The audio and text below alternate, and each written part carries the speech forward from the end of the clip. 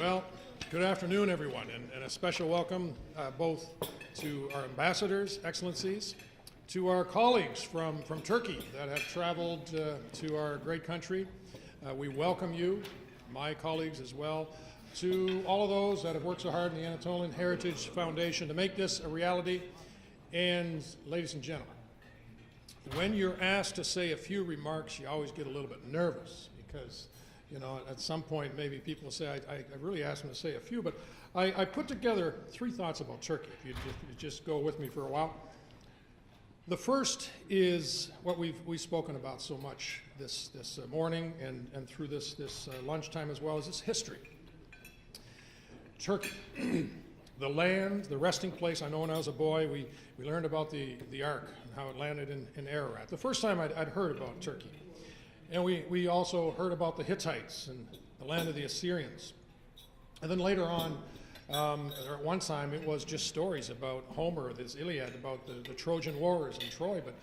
But there was a German inventor or historian that spent the time and discovered that it was indeed a place. So even there, the Trojan Wars in Troy.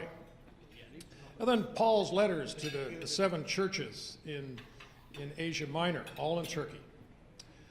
Constantine, when he saw the western part of his empire begin to diminish, he saw it fit to spend and set up a beachhead in the east, and he chose Constantinople, the modern day city of Istanbul. And then after many years, this being the seat of the Roman Empire, the Ottoman conquest in 1453 saw the rule of the Ottoman Empire for over 500 years. Incredible place of history, and I know my friend and colleague from the Netherlands, who's a historian. Anybody that loves history, you've got to love Turkey, and I love Turkey. I also am so appreciative of Turkey for its presence. One has to see the beginning of the modern day era in 1923, when modern Turkey was taken out of the old and into the new.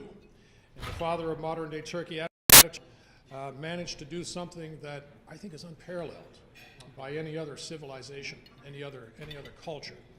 He managed to take an archaic system and turn it into a modern system. He managed to change the alphabet, to change the way things are written, the script. And he did something else I found incredibly remarkable. In 1934, he gave the right to vote in a Muslim country to women. Certainly was a thinker and somebody that was progressive in what he was doing. Turkey was also a founding member of the United Nations in World War II. So again, from a society that stepped from the 18th and 19th century quickly into the 20th and engaged with the rest of the world. And you know, although Turkey has struggled, it is only one of 2 functioning democracies in the Middle East today. Its booming economy, and I get conflicting reports about this, and forgive me if there are those that will say it's 15th, but I understand that Turkey at this point, the GDP is 17th in the world. I know at least in 2012, it surpassed the Netherlands, which was at 12th place today, and it's now is Turkey has surpassed it. Then I want to just briefly talk about Turkey's future. Turkey is still negotiating entry into the European Union, but it has also an active role in the region with those that are culturally related.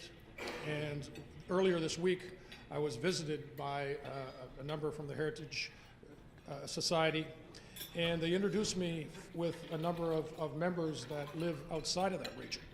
And one is very quick to see that the day will come when we will see much strengthening within that region, where the Turkish nation, the Turkish people will begin to formulate. So they will be a major player in the future.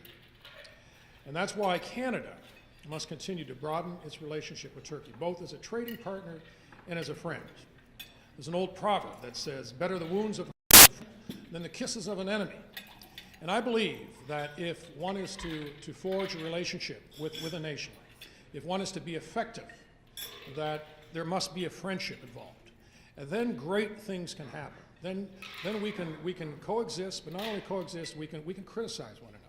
And we can help each other along this path of democracy that has been such a struggle. One of the things that I noticed when I was last in Turkey, and I'll just digress quickly, is the excellent work that you're doing in foreign aid.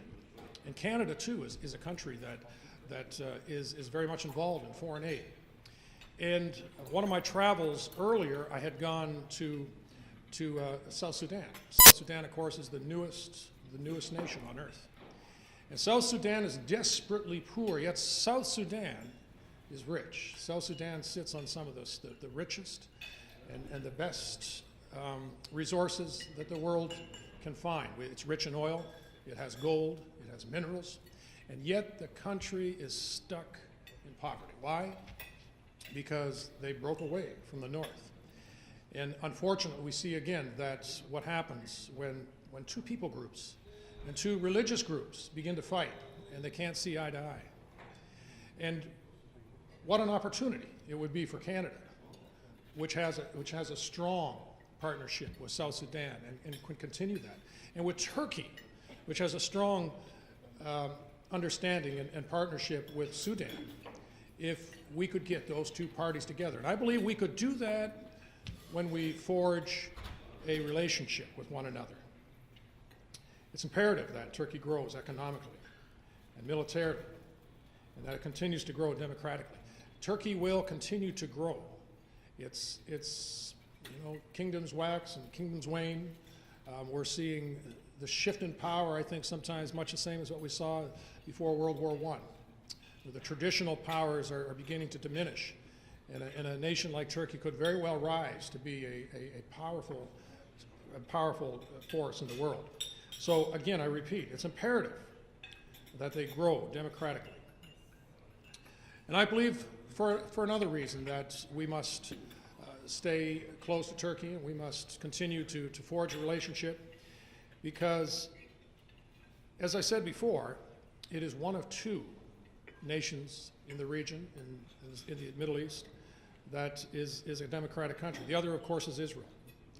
And I believe that it is, if we are to expand, if we are to grow democracy, which will guarantee us to move forward and to forge relationship and to continue on to trade, that we must protect each other even as we protect our friends. And so I feel that it is most important that Turkey continue to guard and protect that other country that is so under siege as another democracy. If we do this, if Turkey does this, it will shine as a guiding light to other countries in the region to follow the path of peace and prosperity, that path that Turkey is now traveling on. Thank you very much.